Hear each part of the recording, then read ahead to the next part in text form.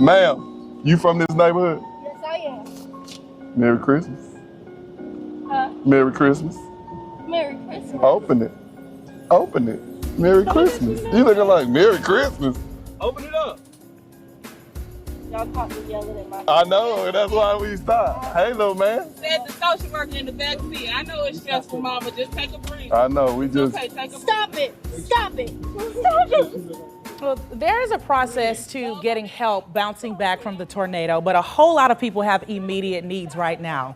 Clippers and Cops is a nonprofit that builds relationships with law enforcement and communities, but the founder went back to Fountain Park, where he grew up, to make some heartfelt deliveries. Ty Dennis is joining us now live with a challenge to you. Good morning to you. Good morning. So tell us a little bit about what that ride around was all about. So I'm born and raised in the Fountain Park neighborhood, and after the tornado, I've pretty much been boots on the ground with different people that I know that are still there to try to see what resources that I can lend to my community. The challenge was made by a private donor that went to high school with me. He saw my post about it, and he actually reached out and indicated that he wanted to help. And so I'm thinking he's just gonna make a little small donation. He actually donated $10,000. What we did with that is we stuffed 40 envelopes with $250, and we went back to my community and we surprised a lot of people, just trying to bring smiles and spread the love of God.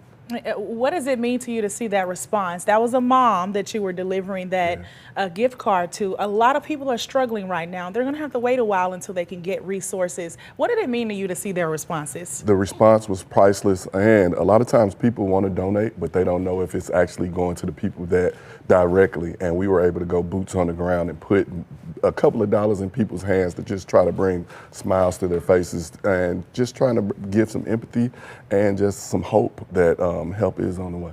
For people who don't realize the situation or they haven't driven around this area, describe what that's like and what those people are going through right now. The pictures don't tell the full story. We're talking about a neighborhood that's been in distress and need help from all different avenues. And me being from there, all I can think about is if this was 30, 35 years ago, that could have been me and my family. And so I want to be able to use my resources to try to help as best I can, anybody that I can.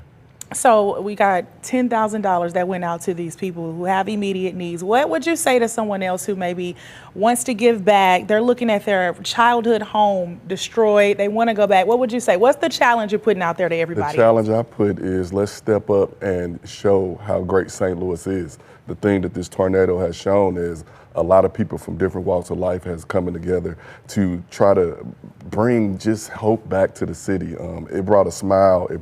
I probably cried about 5 times just to hear some of the stories that some people are going through. And we're just trying to bring some hope and just let them know that something's got to do better. And so I challenge anybody that want to be a part to step up.